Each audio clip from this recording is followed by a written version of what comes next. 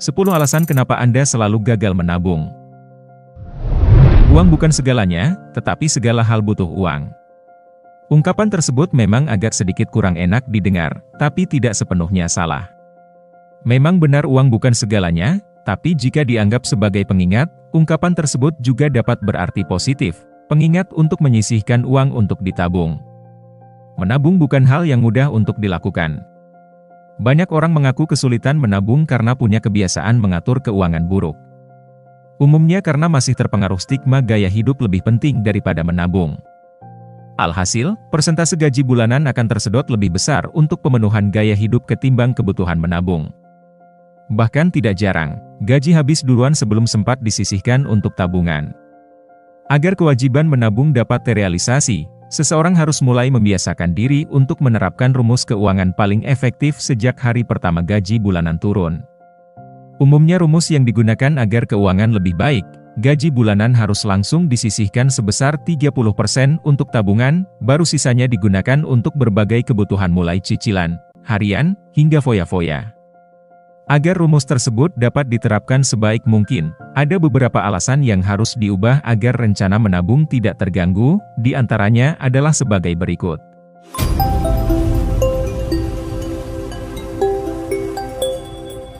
Nomor 1. Diawali dengan gaya hidup. Anda mungkin adalah seseorang yang bisa dibilang gaul untuk ukuran masyarakat urban. Selain untuk pemenuhan kebutuhan sehari-hari, uang gaji yang Anda terima juga digunakan untuk memenuhi kebiasaan nongkrong dengan teman secara rutin. Kebutuhan sosial seperti nongkrong memang perlu untuk menghindarkan Anda dari stres hidup perkotaan. Sayangnya, kebiasaan tersebut acap kali menjadi bumerang bagi Anda. Kebiasaan ini seringkali mengambil pos yang cukup besar pada gaji bulanan Anda. Oleh karena itu, gaya hidup demikian perlu Anda siasati sebaik mungkin. Tak perlu sampai meniadakan kebutuhan bersosialisasi, tapi akan lebih baik jika kebiasaan ini bisa ditekan. Anda bisa kurangi jadwal nongkrong selama sebulan, dan memilih tempat-tempat yang tidak over budget. Nomor 2. Ubah kecenderungan menunda. Seperti yang sudah disinggung di atas, demi memenuhi kebutuhan lain-lain acap kali menabung sering dinomor-duakan. Misalnya upah bulanan Anda berasal dari gaji kantor dan enam sebagai freelancer, lantas tabungan Anda plot ketika Anda sudah mendapatkan upah bulanan secara penuh. Memang tidak sepenuhnya salah, namun risiko gagal menabung akan lebih besar jika Anda menerapkan skema menunda ini.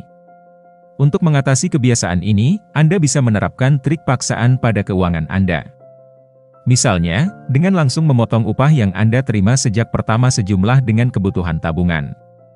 Dengan demikian, Anda tak diberi kesempatan menunda tabungan untuk hal lain-lain. Nomor 3. Menabung itu kuno. Anda mungkin memegang prinsip hidup yang melakukan apapun yang diinginkan sekarang, seakan hidup hanya berakhir pada hari ini. Prinsip tersebut membuat kewajiban menabung terkesan kurang asyik, karena akan mengurangi kesenangan yang Anda bisa lakukan dengan 100% gaji bulanan yang diterima. Namun, kembali lagi pada hidup tak berakhir di sini. Masih ada hari esok, minggu depan bahkan bertahun-tahun mendatang. Di masa depan, Anda tak akan tahu bagaimana tren pemenuhan kebutuhan hidup yang ada. Bisa saja peluang untuk mempersiapkannya hanya datang saat ini. Untuk mengubah stigma tersebut, cobalah untuk membuat tujuan yang lebih besar di masa depan daripada hanya mencari kepuasaan di masa sekarang. Dengan mencanangkan target di masa depan, niscaya Anda akan lebih termotivasi untuk menabung. Nomor 4. Khawatir kekurangan. Hal ini seringkali menjadi ketakutan banyak orang. Apalagi mengingat kebutuhan hidup yang tak murah, belum lagi jika harus diberatkan oleh segala macam cicilan. Alhasil, Anda akan menanamkan dalam-dalam stigma pemenuhan kebutuhan harian tanpa menyematkan pos untuk tabungan. Jika hal ini terjadi pada Anda, mengubah gaya hidup bisa jadi solusi. Dengan memangkas pengeluaran-pengeluaran tak esensial lalu menggantinya dengan pos tabungan. Nomor 5. Fobia uang. Bukan karena tak bisa menabung, Anda justru cenderung akan menghabiskan uang yang diterima karena mengidap ketakutan berlebih pada kepemilikan uang dalam jumlah besar. Rometofobia, atau fobia pada uang memang terdengar cukup aneh. Namun, tak bisa dimungkiri, fobia ini juga bisa menghantui. Orang dengan hermetofobia mungkin merasa mereka tidak cukup terampil untuk mengelola uang dan takut kehilangan karena investasi yang buruk. Alhasil, daripada disimpan sebagai tabungan atau wahan investasi, uang yang diterima justru akan dihabiskan saat itu juga. Jika Anda mengalami hal ini, cobalah untuk menemui psikiater dan konsultasikan masalah tersebut pada mereka. Dengan begitu Anda akan mendapatkan solusi paling tepat untuk mengatasinya. Nomor 6. Terlalu royal. Menjadi dermawan memang sudah sepatutnya. Namun, Anda juga perlu mengidentifikasi kondisi keuangan sendiri. Jangan sampai Anda justru menggadaikan masa depan dengan tidak menabung karena Anda terlalu dermawan untuk menyumbangkan semua uang. Uang memang dibutuhkan bagi mereka yang tak seberuntung Anda. Namun, tak ada salahnya Anda menyesuaikan kedermawanan setelah memenuhi kebutuhan tabungan. Salah satu cara untuk menjadi dermawan tanpa menggadaikan masa depan Anda adalah dengan membuat anggaran yang realistis dan seimbang. Anggaran adalah rencana keuangan yang menunjukkan pendapatan dan pengeluaran Anda dalam periode tertentu, misalnya sebulan atau setahun. Dengan membuat anggaran, Anda dapat mengetahui berapa banyak uang yang Anda miliki, berapa banyak yang Anda butuhkan untuk memenuhi kebutuhan dan keinginan Anda, dan berapa banyak yang Anda bisa sisihkan untuk menabung atau menyumbang. Nomor 7. Punya kebiasaan buruk.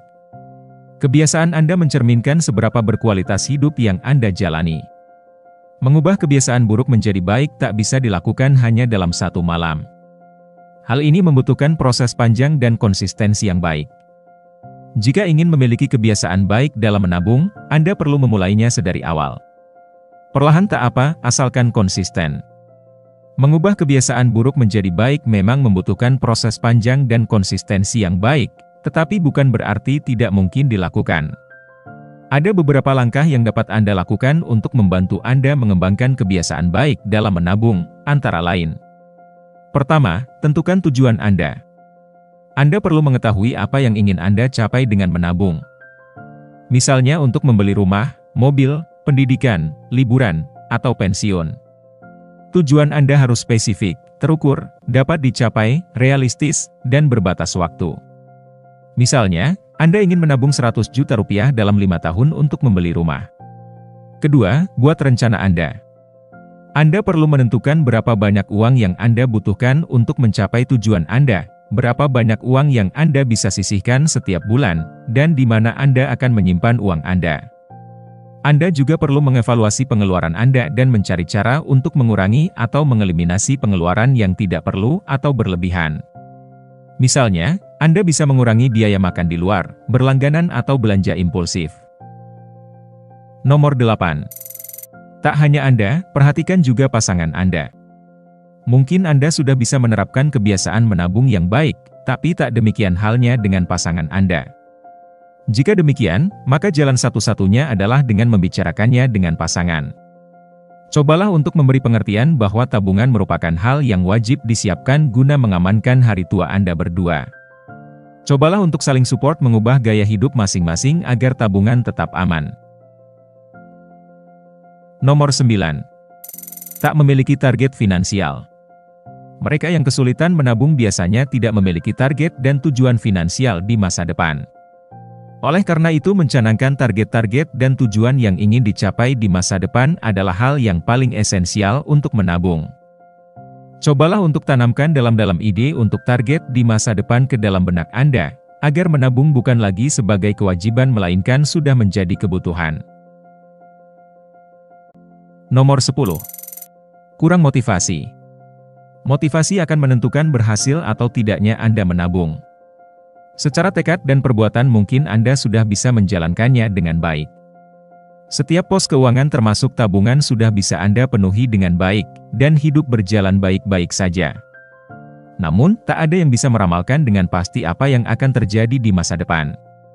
Anda mungkin sudah memperkirakan dan menghitung segala hal dengan baik.